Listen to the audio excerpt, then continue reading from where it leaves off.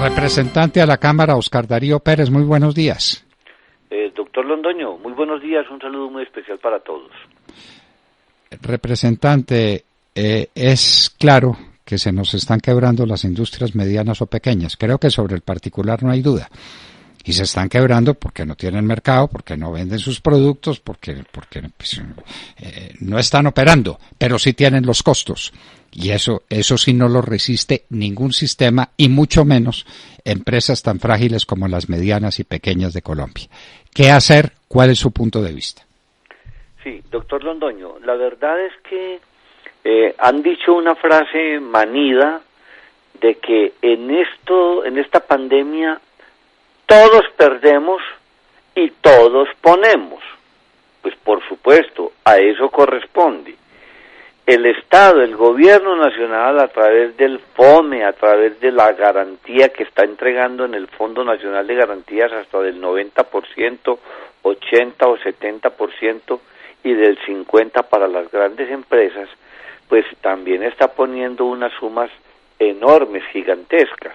Podemos mirar que, pues, es decir, hoy si afirmamos que llevamos más de 6 o 7 puntos del PIB gastados, 70 billones de pesos, o invertidos, como se quiera mirar, y que podemos llegar a 14 o a 15 puntos del PIB, pues no estaremos equivocados.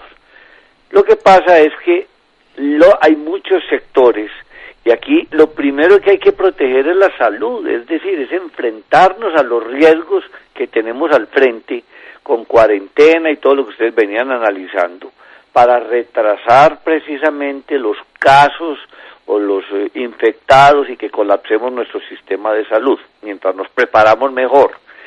Pero superado o dicho lo de salud, pues nos toca hablar también de lo social que se ha venido haciendo, las familias en acción, todo con unos costos altos, y vuelvo y repito, hay que incurrir en ellos. Ya el presidente anunció que en mayo se entregan otra vez los recursos para eso, propósito humanitario. Pero ya el tercer punto sí es el tema económico, el tema de la economía. Y resulta que dentro del tema de la economía, lo fundamental es salvar los empleos.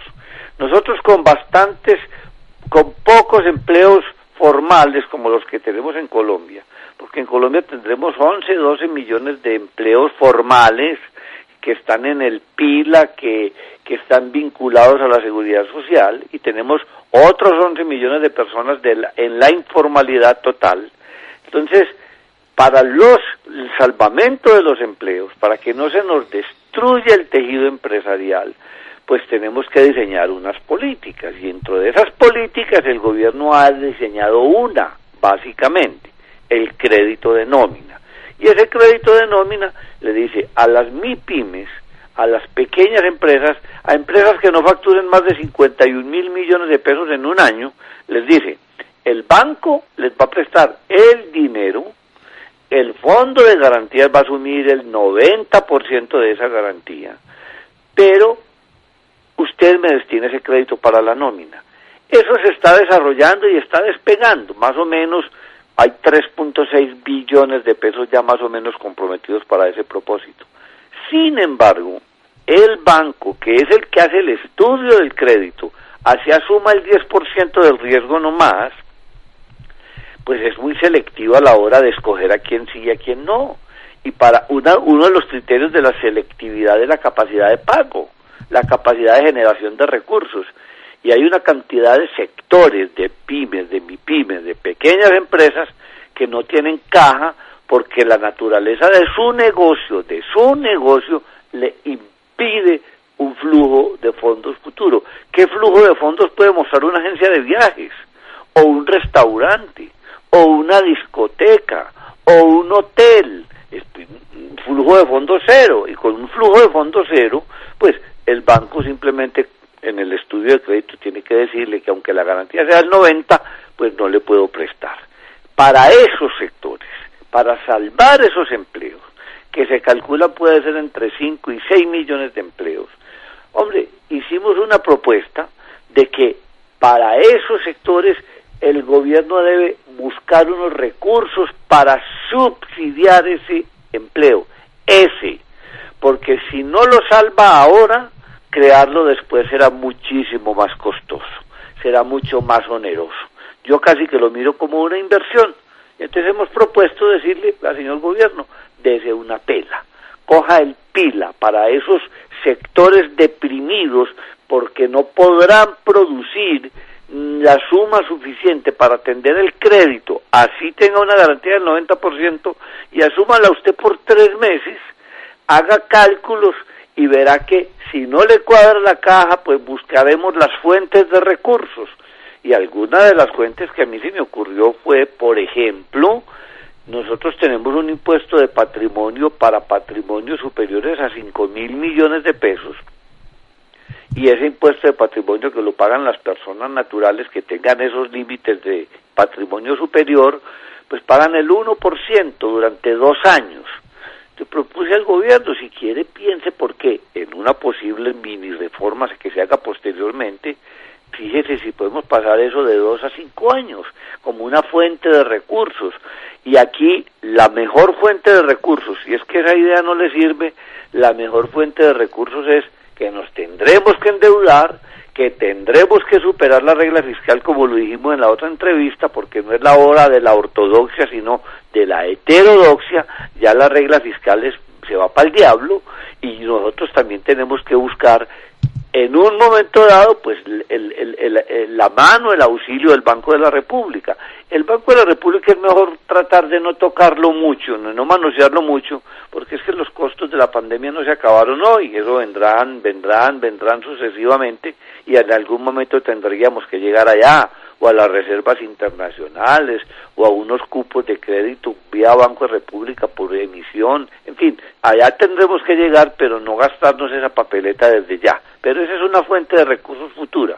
En resumen, paguemos esa nómina durante 3 meses directamente al trabajador, no entregársela a la empresa, y salvemos esos empleos que si en 3 meses podemos ir abriendo paulatinamente, inteligentemente la economía, porque si la economía no se abre inteligentemente en algunos sectores, por supuesto, aconsejado por los expertos, entonces van a haber unas consecuencias mucho peores que la misma pandemia. Más muertes por otros conceptos, por hambre, por desespero, por enfermedades mentales, por yo no sé qué cantidad de cosas que los que produce la misma pandemia. Entonces esa fue como la idea que lanzamos de que el gobierno asumiera eso. El gobierno no nos dijo que no, sino que lo iría a estudiar.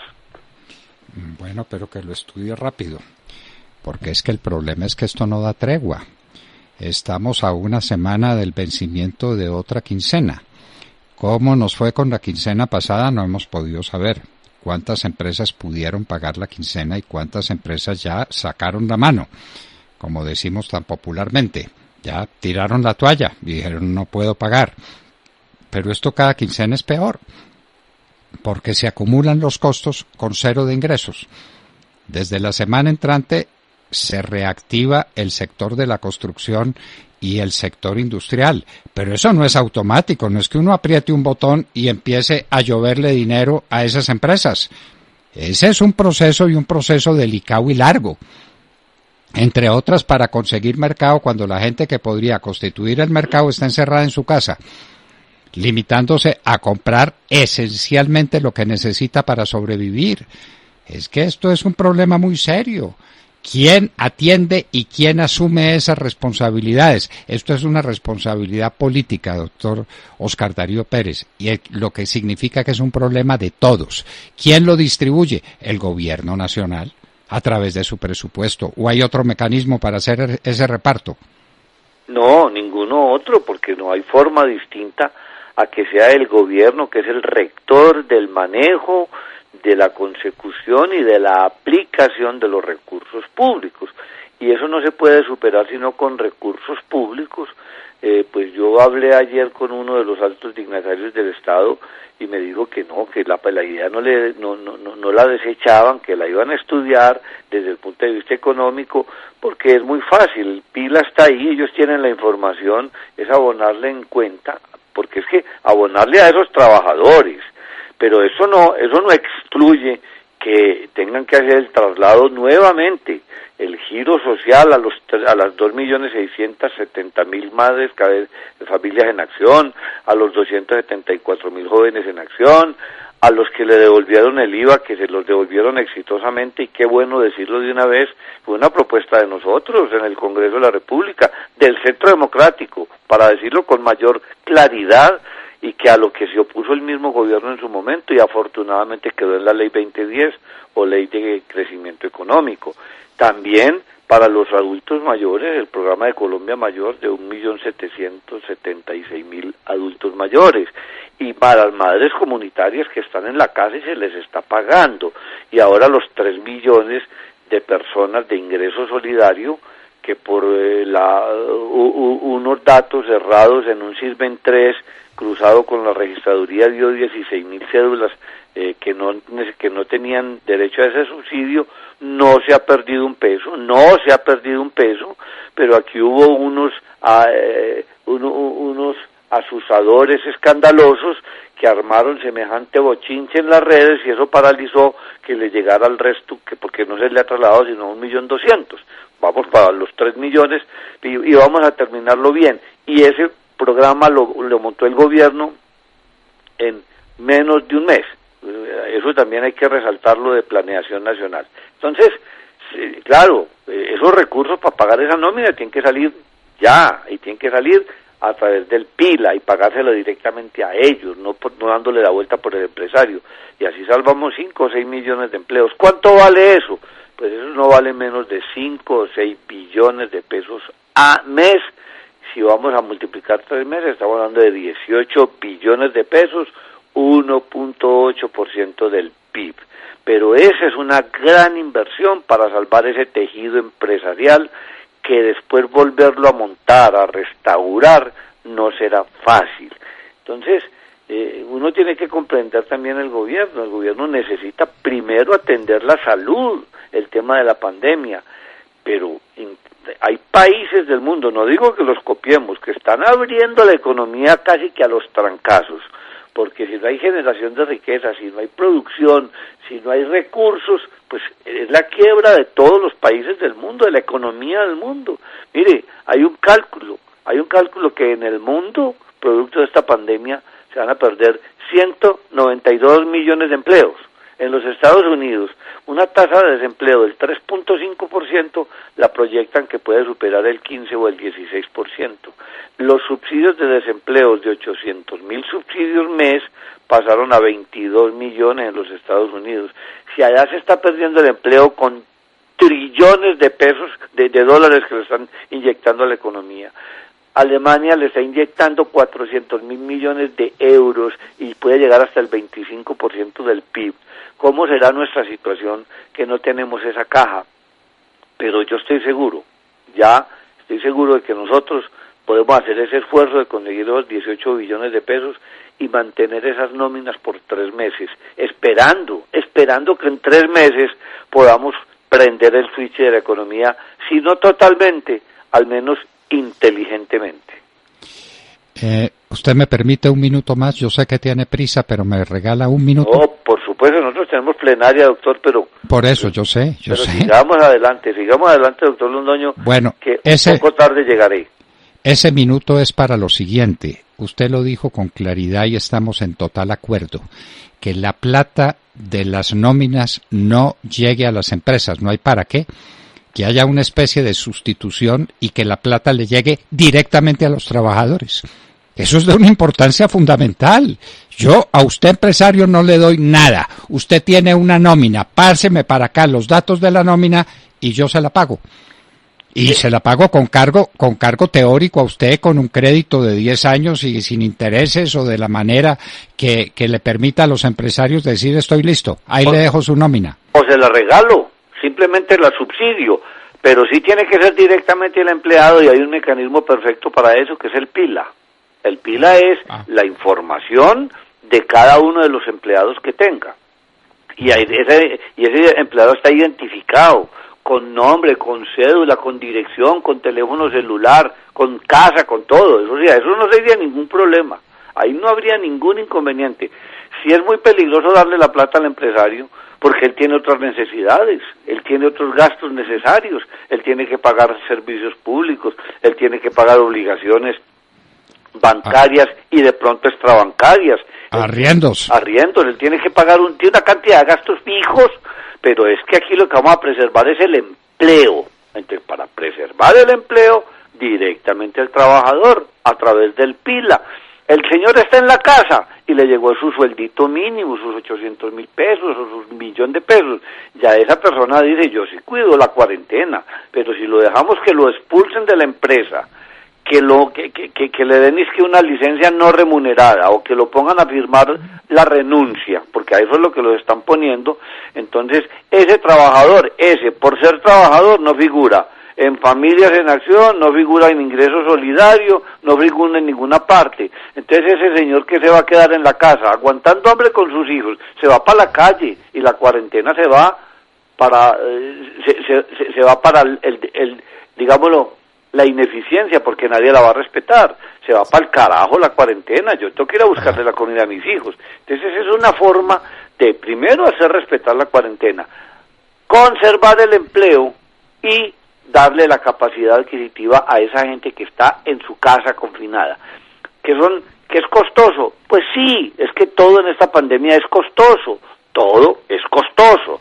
Esto nos cogió de sorpresa y por ser costoso es que ya nosotros no estamos pensando en la ortodoxia de los doctores, de los indicadores macroeconómicos, nosotros ya no estamos pensando en eso, porque además de costoso, pues nos terminó con un precio del petróleo que ustedes muy bien lo han analizado, que se nos conjugaron dos factores absolutamente terribles para la economía colombiana, pero la economía colombiana estaba mucho mejor preparada ahora que en las crisis anteriores. Mire que la CEPAL acaba de hacer un análisis de cuál va a ser el crecimiento económico y también de desarrollo, y nosotros, el país que menos decrece en América Latina es Colombia, con 2.6%. Tenemos a un Chile decreciendo al 5%. Entonces a mí sí me parece que ese esfuerzo lo tenemos que hacer, doctor Londoño, de conservar esos 5 o 6 millones de empleos. Y repetimos con usted, esperamos no escandalizar a nadie, pero cuando los niños tienen hambre en la casa, al carajo la cuarentena. Ahí no hay alternativa, hay que salvar la nómina de las empresas medianas y pequeñas, y se salva la nómina a través del PILA, como bien lo dice Oscar Darío Pérez, que a la gente le llegue su platica a su casa por cuenta de todos. Cuesta, difícil, pero es que nada en este tema es difícil y nada se puede ni relativizar ni llegar a la conclusión de que es que esto ha sido un escándalo inútil. Los científicos dicen otra cosa y nos parece que es el momento de los científicos y no el momento de los políticos y de los aprendices de brujos. Doctor Oscar Darío Pérez, ha sido sí, lo que usted diga.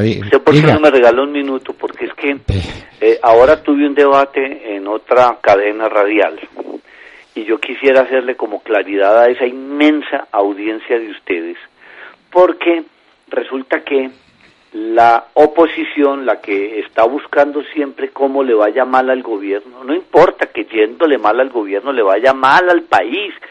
Qué falta de patriotismo, esta no es la hora de la pequeñez, esta es la hora de la grandeza, pero hay unos que no conocen esa palabra. Entonces resulta que le armaron un escándalo al señor ministro de Hacienda y le van a instaurar una moción de censura, al menos esa fue la amenaza que dijeron, que porque el ministro de Hacienda le está entregando un dinero regalado a los bancos de 9 billones de pesos y que ellos se lo están prestando al mismo gobierno y que les va a dar 500.000 millones de pesos de regalo.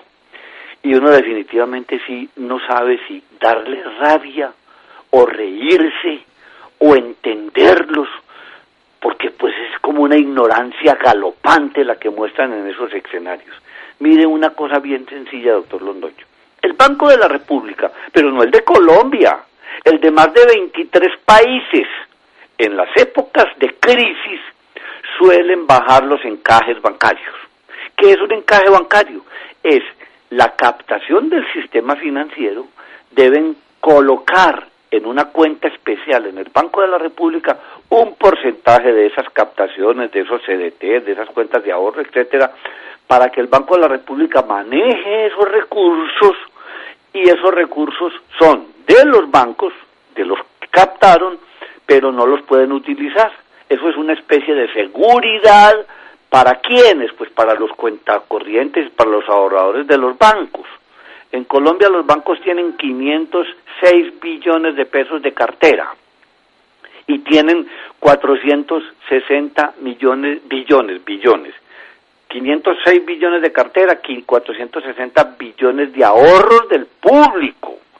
Es que aquí cuando se dice banco se cree que es un señor encopetado por allá arriba. No, 1.000.000 que preste un banco, 1.000.000 que preste un banco, 100.000 pesos son de los accionistas, 900.000 son de los ahorradores, es de todos nosotros. Entonces eso hay que manejarlo con la prudencia, con el rigor, con el control que establece la Superintendencia Financiera de Colombia, que es la más reputada, de las más reputadas del mundo, no de América Latina, por su juicioso trabajo y su técnico trabajo. Entonces el Banco de la República dijo: vea, señores, si ustedes de cada 100 pesos me tenían que dejar en encaje 11 pesos, no me dejen sino 8, les libero 3, o sea, les bajo el encaje. Ese monto vale 9 billones de pesos. ¿Qué hace un banco con esa plata? Pues se la lleva a la operación activa de los bancos, que es colocar créditos, y colocarlos muchas veces a tasas de interés del 20, del 25, si son tarjetas de crédito, si es crédito de hipotecario la pondrá al 11 o al 12 o al 15, en fin, la mueve en el mercado financiero, que tiene unas tasas que controla con excepción de la tasa de usura, controla el mercado. Entonces, con la tasa de usura, nosotros los congresistas somos los responsables de bajarla o de subirla, y yo voy a proponer bajarla, porque en el Código Penal dijimos que era usura cuando se cobraba 1,5 vez la tasa que fija el Banco de la Superintendencia Financiera, que es un promedio de tasas, 1,5 vez. Entonces, eso es demasiado alto. Nosotros debemos decir 1.1 veces o 1.2 veces, para que vea que la tasa de 28 se convierte en 17 o en 16, pero eso será tema de otro momento. Entonces le bajan el encaje y eso da 9 billones. Y el gobierno nacional determinó inmediatamente unos títulos de deuda solidarios. Y digo, venga por acá, cómpreme, o como una inversión forzosa, me compra unos títulos de deuda solidaria por 9.8 billones de pesos. ¿Para dónde van esos 9.8 billones que obligó o va a obligar el gobierno a los bancos que le compren como inversión forzosa? Va a financiar el Fondo Nacional de Garantías para poder hacer la gracia de dar garantías del 70, del 80 y del 90%. Para eso van esos recursos. Entonces ahora están diciendo, estos enemigos del gobierno, están diciendo de que como el gobierno tiene que pagar una plata por esos títulos, que esos 500.000 millones se los está metiendo al bolsillo, primero, y que debería el Banco de la República coger esa plata y prestárselas. Primero, el banco no puede prestar esa plata al gobierno, no puede. Primero, porque esos son dineros de los bancos, es decir, de los ahorradores. El Banco de la República no puede coger esa plata para prestarla. Ahí está pues parte de la ignorancia que pregonan, ahí, parte de esa ignorancia que pregonan. Entonces, el gobierno no puede tomar esos dineros.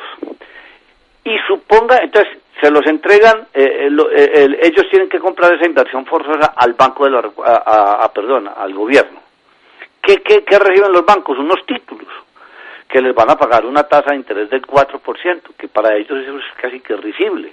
Esa plata del 4% para ellos casi que no les sirve. ¿Qué tienen que hacer con esos títulos? Pues lo más seguro es que ir al del Banco de la República y volvérselos a vender al Banco de la República. Y le tienen que pagar intereses al Banco de la República.